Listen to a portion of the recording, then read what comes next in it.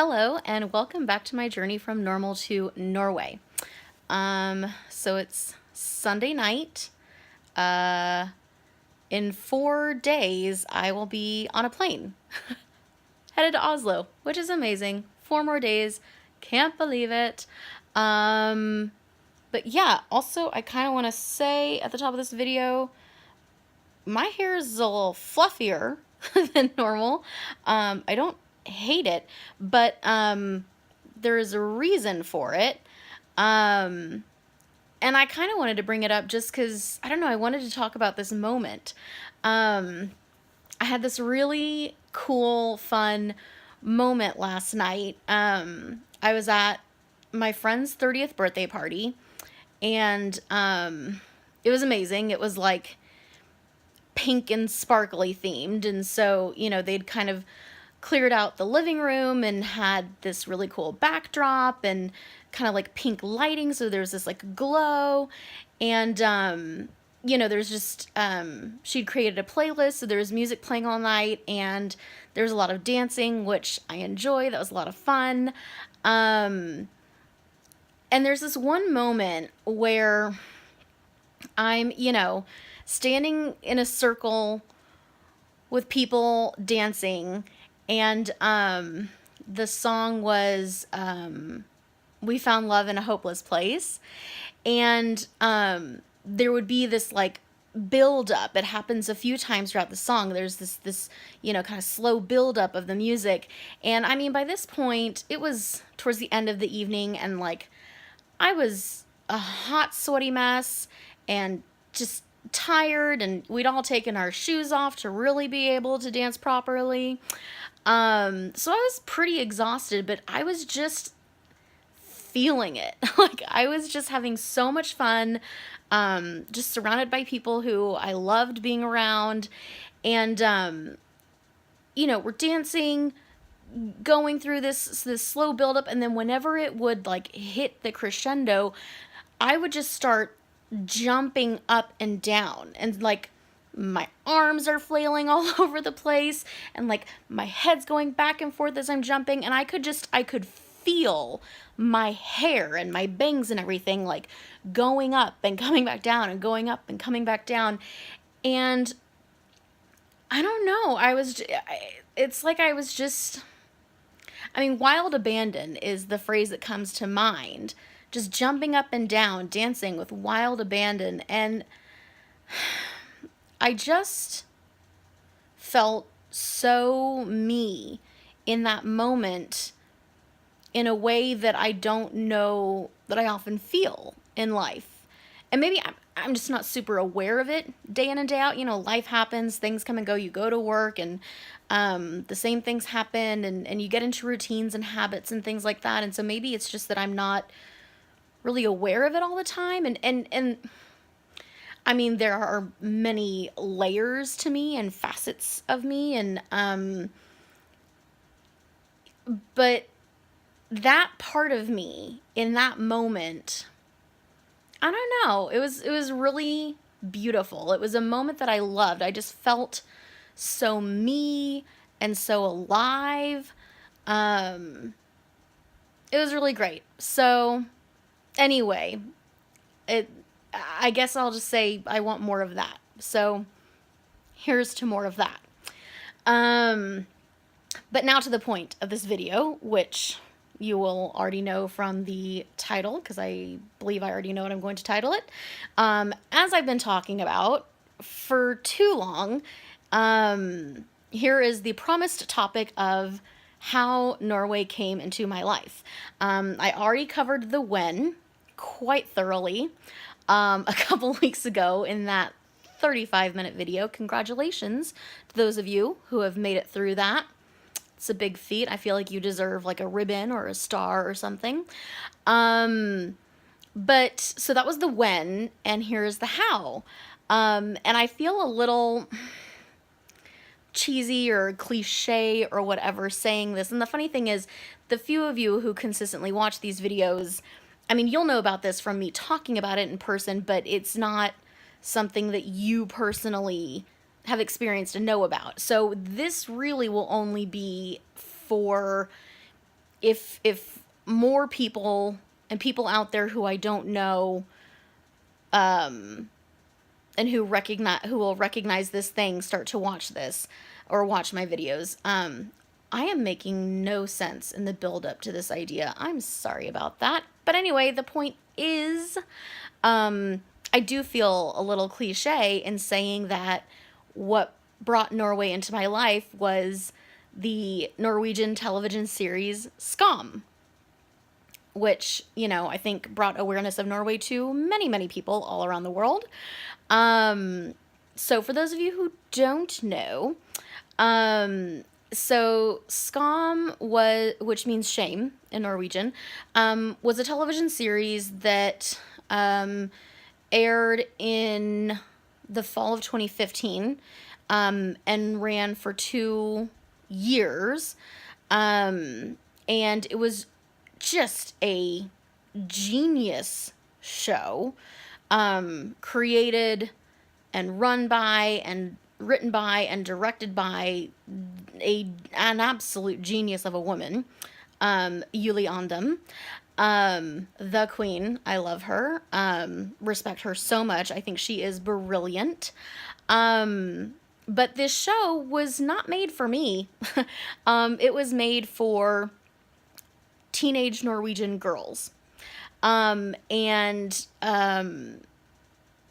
it was a small crew with a small budget, and they were given the task of making a television series for, I think, specifically 16-year-old Norwegian girls. And so Julie just did a lot of research, interviewed a lot of teenagers in Norway, and really got an idea of what their lives were actually like, what they were truly struggling with, dealing with day to day, what they needed to hear about. And so she and her crew created this show in response to that research, and for that target audience. And it was just so original. I'd never experienced anything like it. So it was a TV show, but it was not in the format that you would recognize, really. It was, so each season basically covered, it was during one semester of school. So fall semester, spring, fall, and then spring. And, they were around 10 weeks each, so not very long. But each season, so there were 4 in total, had a different main character. And basically, you as an audience member, experienced everything through that main character's point of view. And so you really got to know them. And it was the same characters throughout the series. It's just each season had a different main. And so you got to know them and their life much, much better. And each of those seasons dealt with that character's central shame in their life. So the title is SKAM. So they would, first of all, in the video area of things, they would release short clips throughout the week, and it would be in real time. So if something happened to the main character at lunch at school on a Tuesday, on the website on Tuesday at, let's say, 1:22 p.m., this clip would drop. And so it would become available for people to watch, and it would basically be saying, this is what's happening in this person's life right at this moment. So there was that. But then also, in real time, they would drop Instagram posts by the main character and other characters on the show. Pictures of text message conversations, even in the last season, there was a group of characters that had a YouTube channel, and they would put out YouTube videos. And so, it was just, it was like you were living this character's life 24/7 for those, 10 or 11 weeks. And I had just never experienced anything like that. It was amazing. It really just drew me in. from what I hear, it did the same for other people. And apparently, and so then, okay, so then like the biggest thing would typically happen on a Friday night. And so the episode basically would culminate in that. So Friday night, you'd get the last clip of the week, and then all of the clips put together would then be released, would air on TV as an episode for that week. And so I guess, like, let's say it's a Friday night, and so teenagers in Norway are out at parties, and literally when the clip would drop, like, everybody would stop to watch the clip. I mean, it really became a huge, huge deal, and especially in the third season, so fall of 2016, it went global. I mean, and now, okay, and so since the airing of the show, which I cannot believe it's been almost 2 years since it ended, there have been a bunch of other versions of the show internationally that have started up. So there's a SKAM France, there's a SKAM Italy, there's Druk, which is in Germany, there's SKAM NL for Netherlands, there's SKAM España for Spain, there's SKAM Austin, which is only, less than an hour and a half away from San Antonio, where I'm from. And Yuli actually came to the US and started that version herself, which is pretty amazing. So she, I think, consulted with the creators and writers and directors and whatnot of the other versions, but like she started up the American version herself. So anyway, it just became an international sensation and phenomena, or whatever you want to call it. And it was really beautiful to see, because it just goes to show that there are so many people around the world who needed to hear these stories, who related, who felt like it was their story being told, and a lot of them who felt like they were seeing themselves on screen for the first time ever, that they'd never seen these aspects of themselves represented on the screen. And that's amazing. I mean, it's the power of storytelling. It is amazing. It was beautiful. So anyway, I became aware of it. If you think about the when of the timeline that I gave in that video, November of 2016. So it was a little bit past the middle of that third season when it really, really took off. And one of the big explosions, maybe the biggest, had happened the month before in my life, in October of 2016. And so there's this one weekend in November, and I was, lying here at night in the dark, scrolling on my phone, and I was on YouTube, and I think at that time I was on a little bit of a YouTube kick. That's how I would mainly waste my time on my phone. I had, taken social media stuff off of my phone and kind of stopped engaging in that, and I got into Sudoku for a while and then took that off my phone. So YouTube at the time was my kind of go-to wasting my time on my phone thing. And so I'm scrolling through, and there was this video that was recommended to me based off of other videos I had watched. And it was, a cheesy fan-made video set to a song, and it was a compilation of, scenes between these two characters. It was the main character of season 3 and his love interest. And something about the video just really roped me in, and I remember, kind of thinking, like, what show is this? What story is this? Like, I want more. I want to see more of this. And so started to kind of like investigate, and it was, because it's not, your normal TV show, it kind of took a little bit of figuring out of how to even watch it. And I guess mainly exists on, Google Drive. And so just the amazingness of also people out there in the world who will translate the clips and the episodes from, their country, whatever version it is, translating so that other people around the world can watch it. It's truly amazing. And so anyway, I just got really wrapped up in it, and I am not Norwegian or a teenager. So again, as I was talking about earlier about, people needing to see these stories, I mean, obviously it had something for me as, I guess at the time, a 30-year-old. Like I related to some of the storylines. And it was beautifully shot, and the music was always really amazing. And so I just really enjoyed it, and always looked forward to watching it, and then got really curious, as you get into that person's frame of mind 24/7, really, worried for them and wondering, what was coming next, and when that was going to happen and how it was going to happen, and just like having my heart breaking for them sometimes, and then just like feeling the overwhelming joy sometimes with them. It was really magical.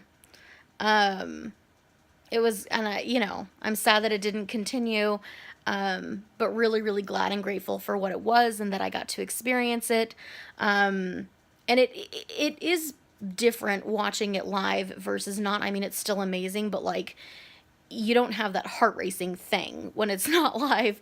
And so I got to watch, a little less than half of the third season like that. And then all of season 4, I got to watch live, and experience with that main character live.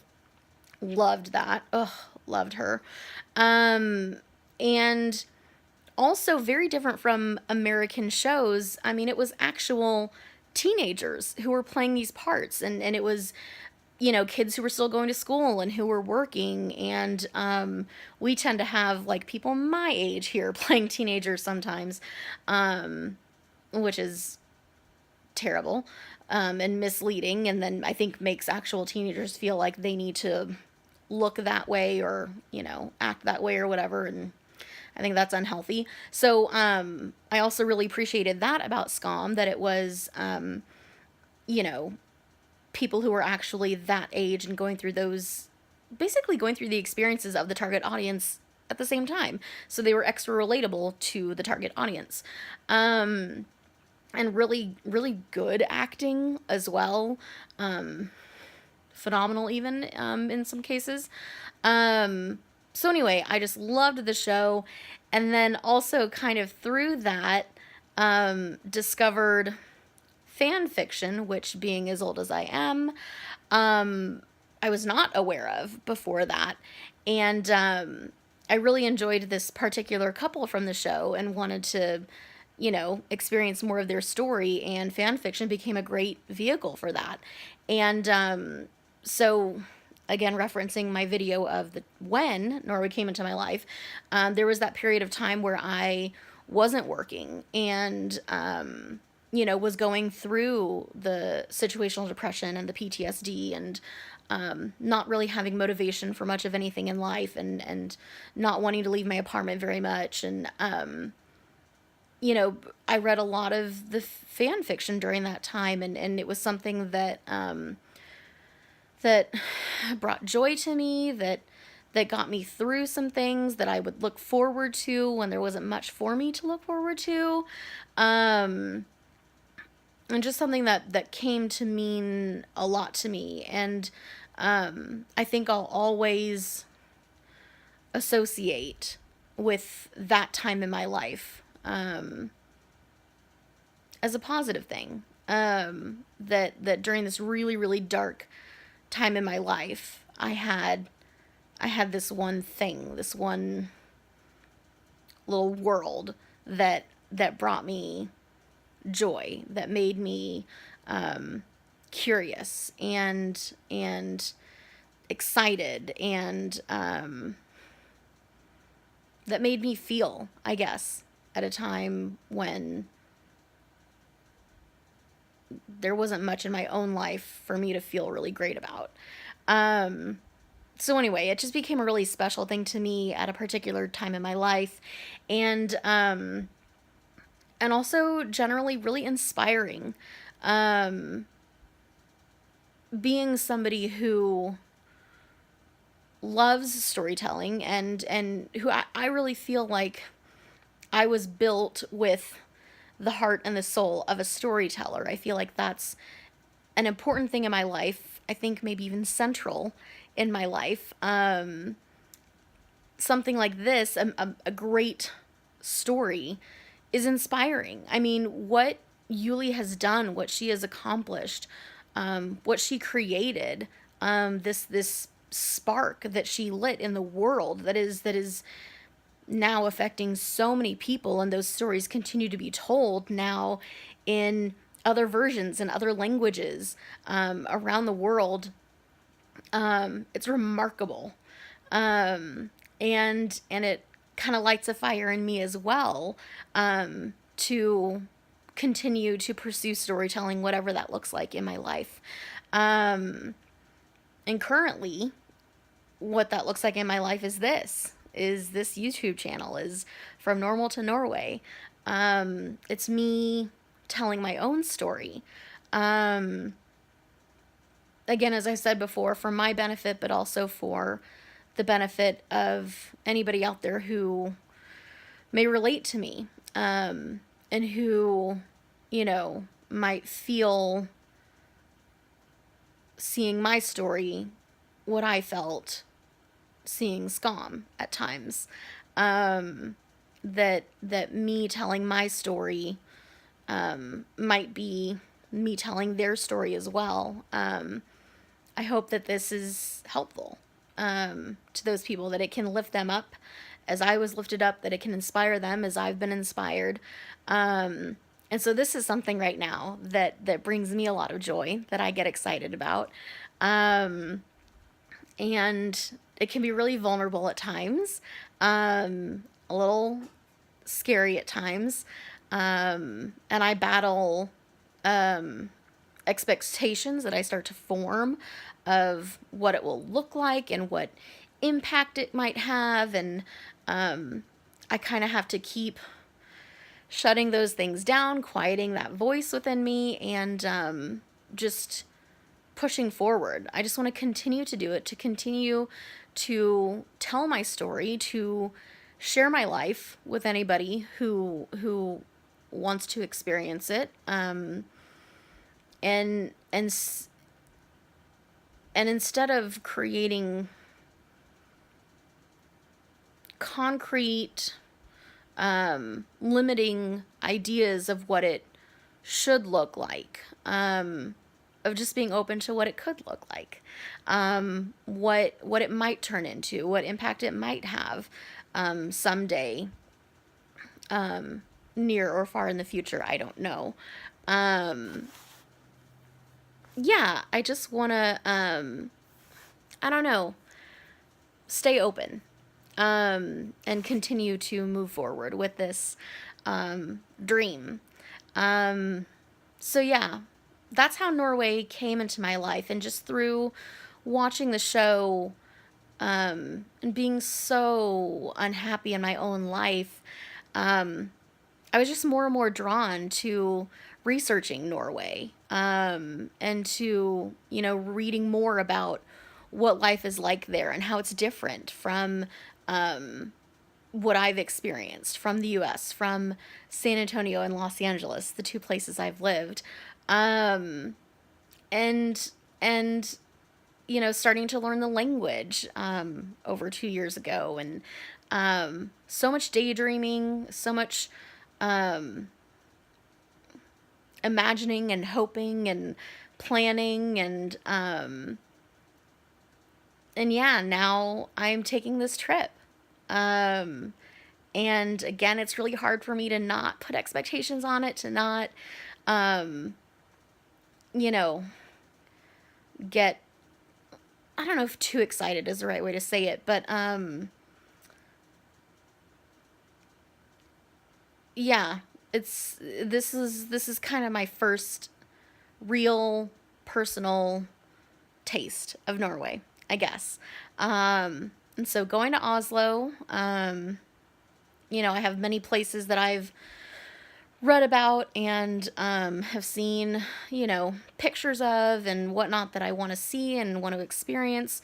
But I also just want to wander the city and explore and chill and sit in coffee shops and watch the world around me, and as much as I can as a tourist, get an idea of what life there is like and see if it might be a good fit for me as I've imagined maybe it would be.